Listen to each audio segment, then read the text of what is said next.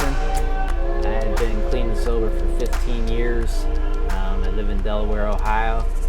I'm originally from the Akron-Canton area, and life is good today. Well, thanks so much for coming out and taking some time to join us and talk a little bit about your experience. Could you start off by sharing a bit about your childhood? My childhood was really good. Really good. I didn't have everything I wanted, but I definitely had everything I needed and had two very loving parents. Mom and Dad did everything they could to take care of us. I have one brother and one sister also. All the way up through high school, I played 3 sports, so that kept me busy and kept me in the popular crowd. Yeah. So Right? Yeah. So when did you first start experimenting with alcohol and drugs? I was about 15 years old when I drank my first beer. Okay. And any memorable moment of a feeling that you got? Anything significant? Oh, it felt good. Yeah. It felt good. I remember smoking my first joint, or do they still call it joints? Yep. Yeah. Okay.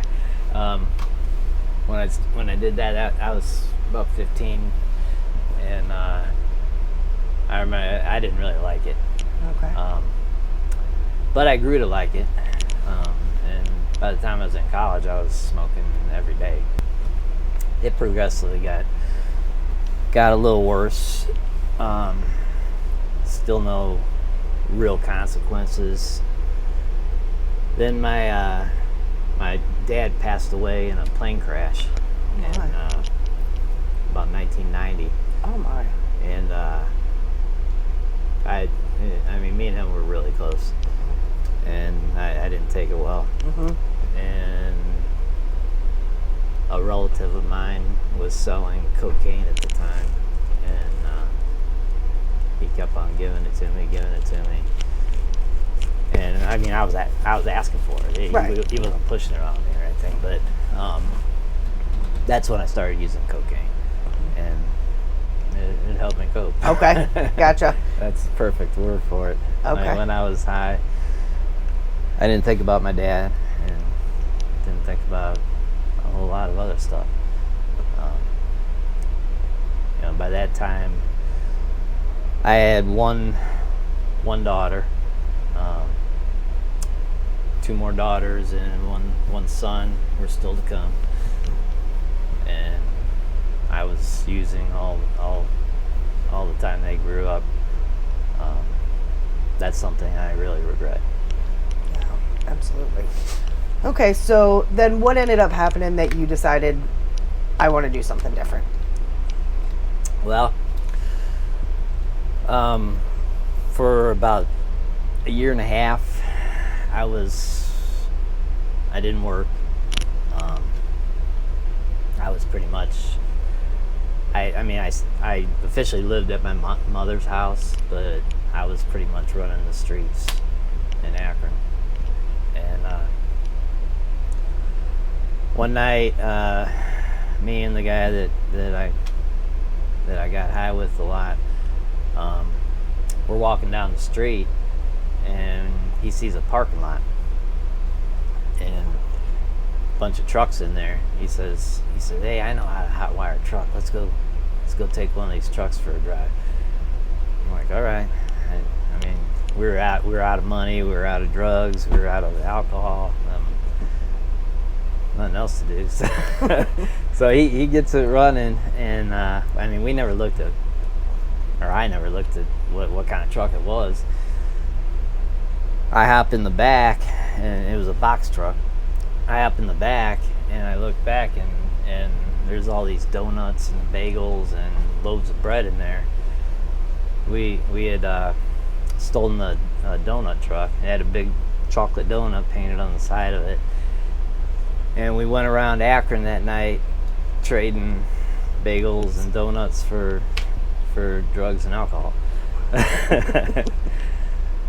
Well, that came to an end at about 3 o'clock the next morning. We were parked alongside a street in Akron, and we saw the blue and red lights coming, and so we did what we usually do. We tried to take off running. Well, I hadn't, other than a few donuts I had just eaten previous. I hadn't eaten or slept for about 3 days, and I got probably about 50 yards down the sidewalk, and I couldn't breathe.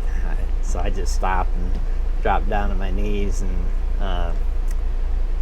police officer that was chasing me, it was a pretty big boy, and he kept on coming, and he knocked me upside of the head with his flashlight, and he threw me in the back seat of his car, and I'm sitting there in the back seat, and I can see myself in the rear view mirror of the cruiser, and I didn't recognize myself. I was about 135 pounds, which I'm about 180 right now. I've got this little welt on the side of my head, which I'm so glad happened. I don't know if that maybe knocked some sense into me. I don't know. But by that time, I had warrants in Portage County, Summit County, and Cuyahoga County for drug possession, you name it. And I don't know how, but they let me out the next morning. Oh my, really? Yeah, they let me out next morning on my own recognizance.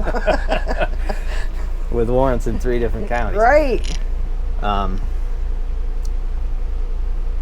And that, yeah, looking at myself in the mirror in the back of that cruiser, that I think that was the moment that changed me.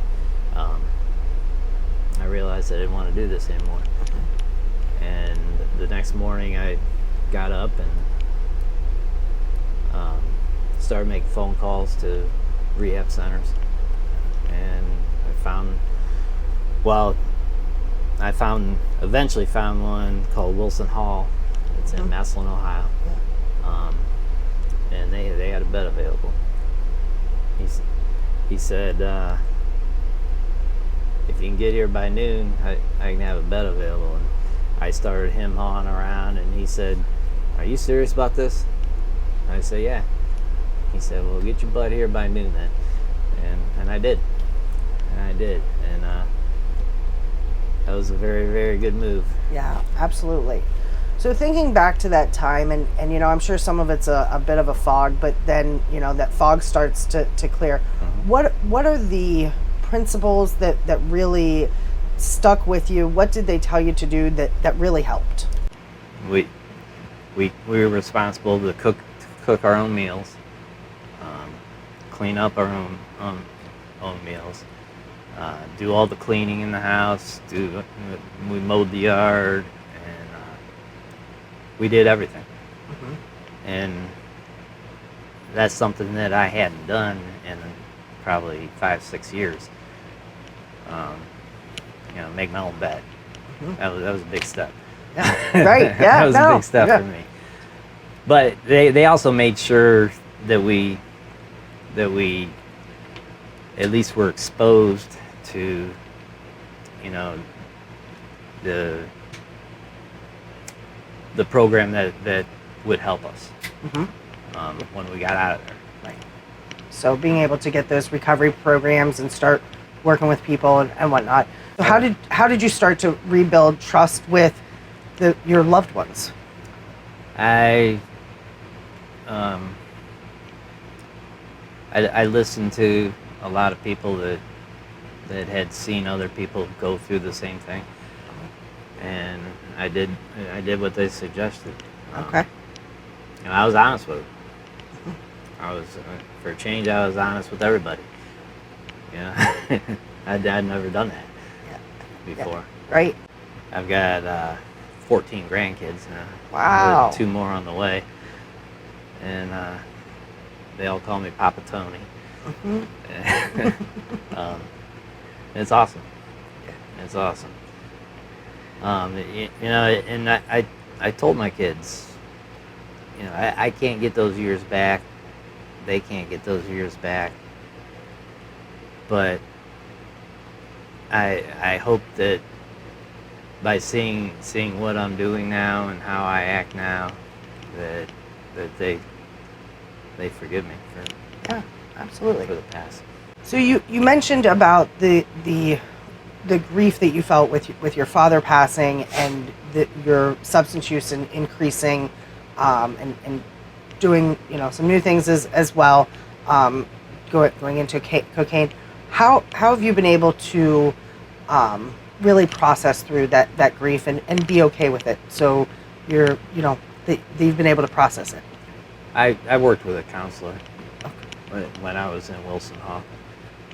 That we worked out a lot of things. Mm-hmm. Yeah. As far as that goes. Absolutely. And I think that's important to be able to mention that, you know, recovery, you know, it is beautiful and it can do a lot, but that's the reason, you know, that there are professionals there to be able to deal with some of that grief, or, you know, some people experience significant trauma and whatnot, and that it being able to add those things together really, as you just said, being able to sit at peace. That's a huge.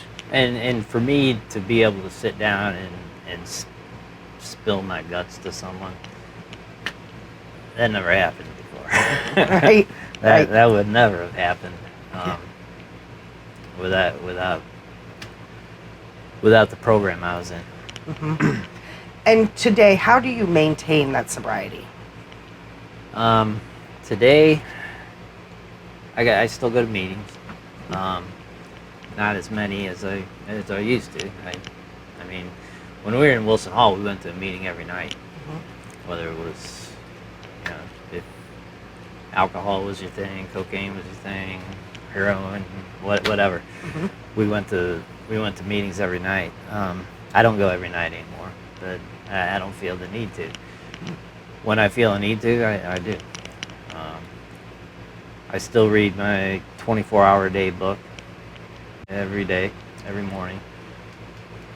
My dog tried to chew it up, and it's a little beat up right now, but that's what 15 years of being open and shut does to a book. But that's an awesome book. Yeah. If someone's trying to change their life, if nothing else, just read that book every morning. And I still say the third step prayer every day. Yeah. I make a point to do that, and I pray to God every day. Absolutely. So what are some words of hope that you could share with someone who is trying to get sober? Some words of hope. Look at me. I was, like I said, for about 2 years I was on the streets in Akron, you know, running around trying to get my next high. And now I own a home, a very nice home. Have a very good job. 14 grandkids, 2 more on the way. We just bought a brand new vehicle. You know, and I don't want to sound materialistic, but those are the things that come with living your life better. Yeah. You know, I always have a phrase I use a lot, is that I go to work to make money. Uh-huh. I don't go to work to make somebody happy, or Yeah. doesn't really make me happy to go to work. But I go to work to make money, and that's what I do. Absolutely. And being able to plan for the future of, you know, retirement, and being able to have a life that you that you can enjoy, versus, like you said, running the streets. And I mean, unlikely you'd probably still be here if you had kept that way of running the streets. There's no doubt in my mind I wouldn't be here. No doubt in my mind. Well, thank you so much for taking some time out of your very full life and being able to share your story. I'm sure it's going to help somebody out there who has been struggling and, you know, really doesn't see the hope or feels like they're alone, that you are an example of what really can be when you give it a chance. Thank you. Thank you.